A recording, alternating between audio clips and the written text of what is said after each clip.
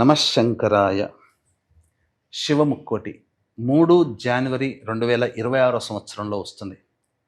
మహాశివరాత్రితో సమానమైనటువంటిది లేదా అంతకంటే ప్రభావవంతమైన రోజు ఈ శివముక్కోటి. పుష్యమాసము, పౌర్ణమి తిథి, రవి ధనుస్సు రాశిలో, అలాగే చంద్రుడు మిథున రాశిలో ఉండగా ఏర్పడుతున్నటువంటిది మహామహిమాన్వితమైనటువంటిది. ఈ రోజున శివుడు సంపూర్ణమైనటువంటి అనుగ్రహాన్ని ప్రసాదిస్తాడు. కావున ప్రధానంగా ధనపరమైనటువంటి సమస్యలు, వ్యాపారాభివృద్ధి కోసమై, రాని బాకీల కోసమై ఈ రోజున వీక్షించేటువంటి ప్రేక్షకులు విభూతిని నీటిలో కలిపి ఆ నీటితో ఈశ్వరుడికి అభిషేకం జరిపించి మారేడు దళాలతో అర్చన చేయండి. ఒక్క మారేడు దళం పెడితేనే 1,00,000 బంగారు పువ్వులతో అర్చన చేసిన పుణ్య ఫలితం కలుగుతుందట. అది శివపురాణాంతర్గతంగా చెప్పబడి ఉంది. కాబట్టి అందరూ దీనిని ఆచరించండి, శివానుగ్రహాన్ని పొందే ప్రయత్నం చేయండి. ఆకాశంలో ఆరుద్ర నక్షత్రాన్ని